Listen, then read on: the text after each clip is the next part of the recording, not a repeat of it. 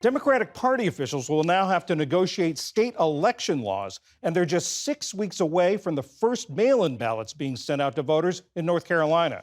Rick Hasson teaches at UCLA Law School and is an expert on election law. Rick, how hard or easy is it going to be for Democratic parties in these states across the country to change the ballots? Well, they don't need to change anything at this point because remember, Joe Biden was never the nominee officially of the Democratic Party. He was the presumptive nominee. His name was going to be submitted either after this virtual roll call that was maybe going to take place in early August or at the convention. So, really, the fact that Joe Biden is dropping out now is not the issue.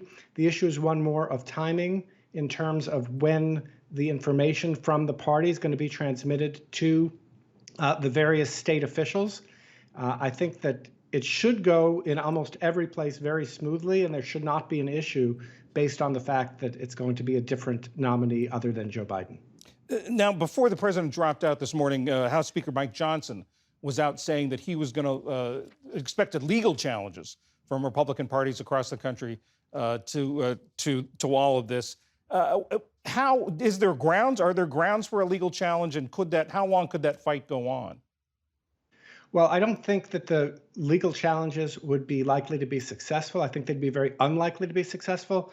Ohio, for example, had an early ballot deadline. They changed the deadline to later, but the change doesn't go into effect technically until September 1st. But state officials have said we're going to stick with the new deadline, and so Democrats should be fine to put in a nominee after their convention. So someone could try to challenge that.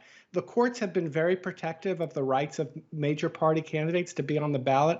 There are a few other states where technical issues could be raised, like Washington State. I think these things are very unlikely to succeed, and it's just kind of more smoke that's being thrown up to try to, it was try to keep Biden in the race, and now to try to claim that Democrats are doing something illegitimate.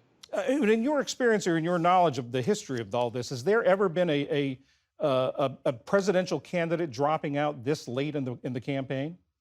This is very late. And remember, the Democrats have a very late convention. So everything is later. I think maybe that was because of the Olympics were taking place between the two conventions. It's very late, but, lots of other countries run entire elections in the period that we would have between Labor Day and our election day. So, certainly there's enough time to ramp up campaigns. And I think that's what we're going to see. Yeah, we've been reminded of those short campaigns recently in Britain and in France. What happens to the money that the Biden-Harris campaign has raised? It's going to depend on if Harris is the nominee or not. If Harris is not the nominee, then Biden would have to either give the money away to the Democratic Party or he could set up a super PAC potentially. He could have his own PAC that could support a candidate. Those things would be not as good as if Harris took over. Most election lawyers think that if Harris takes over, she can just keep using the funds. There are some people who claim that she wouldn't be able to do that, at least not yet.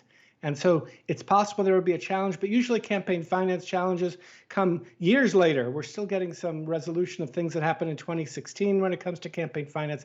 So I think if it's Harris, she's very likely to be able to take over the use of that money. Now, the process of choosing the next nominee, some Republicans are already criticizing it, saying that it's anointing Vice President Harris, that it's anti-small d Democratic, taking the decision away from the voters. What do you make of that?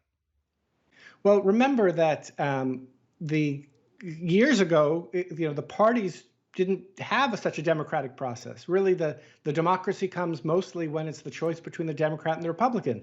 Since the late 1960s, the process has been democratized. But here you don't have the party leaders overcoming the will of someone who still wants to run for office. The person who was in the lead has said, I'm stepping back. And so you need to have some process. And if anything, if it is Harris, remember, she was on the ticket with Biden. So she was getting those votes from the voters with Biden all along the way.